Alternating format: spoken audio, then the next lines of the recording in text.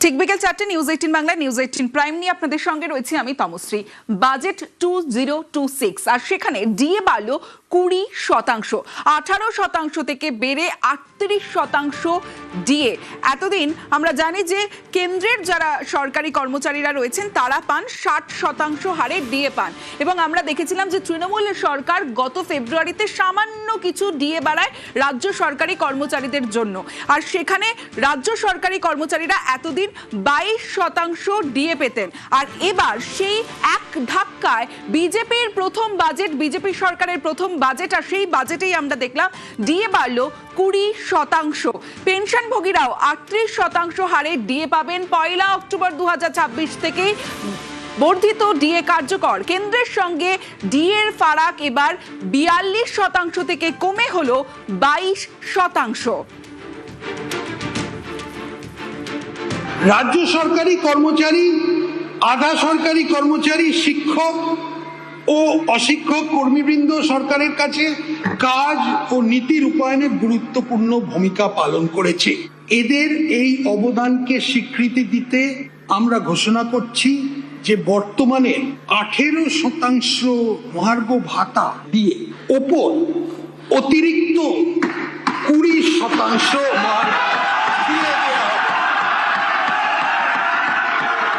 অর্থাৎ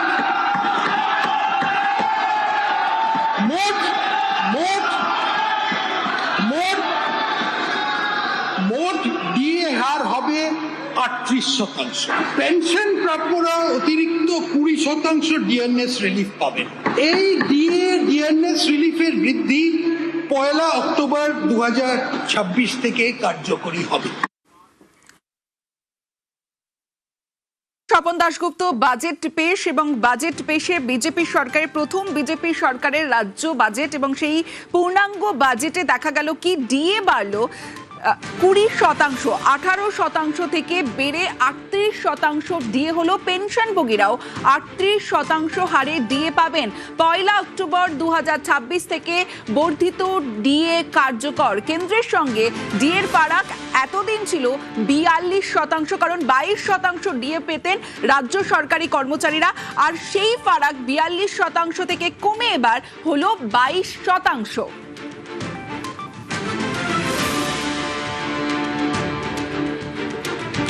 নজিরবিহীনভাবে ডিএ বৃদ্ধির রাজ্যে মুখ্যমন্ত্রীকে ধন্যবাদ জানালেন সংগ্রামী যৌথ মঞ্চের আহ্বায়ক ভাস্কর ঘোষ।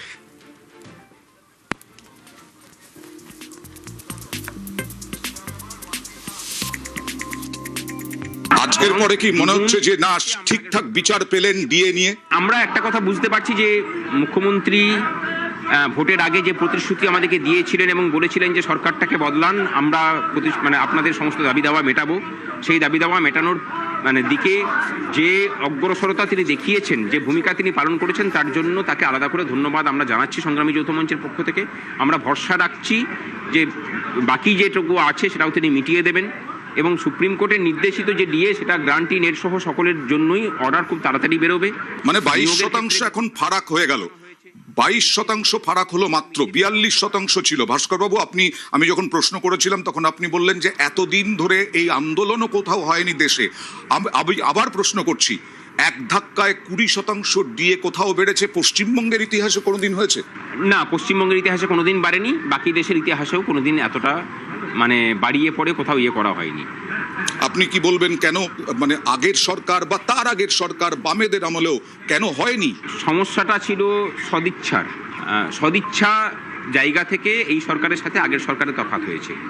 আগের সরকারের সদিচ্ছাই ছিল না, এই সরকার সদিচ্ছা দেখিয়েছে। তার মানে আপনারা মানছেন যে এটা নজিরবিহীন এবং ঐতিহাসিক ঘটনা? একদমই, এটা নিয়ে তো কোনো সন্দেহ থাকার জায়গা অবকাশ নেই।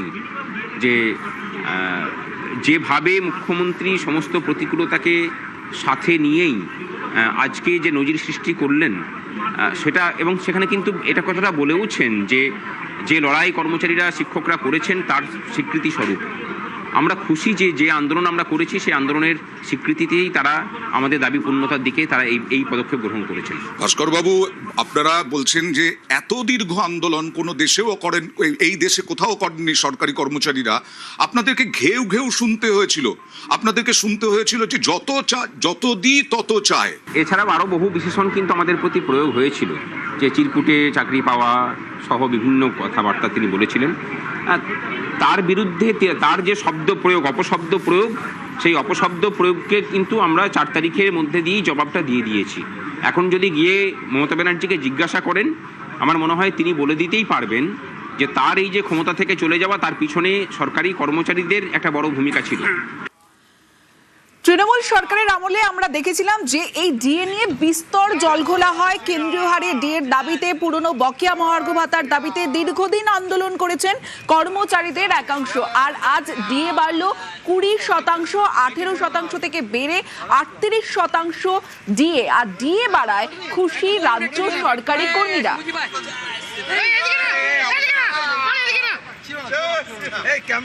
ক্যামেরা কেন ছুটছো? তোমাদের না সত্যি রিয়েলি।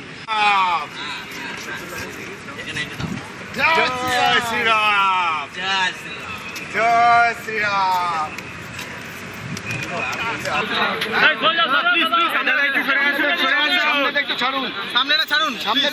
সামনে থেকে একটু সরে দাদা, সামনেটা ছাড়ুন।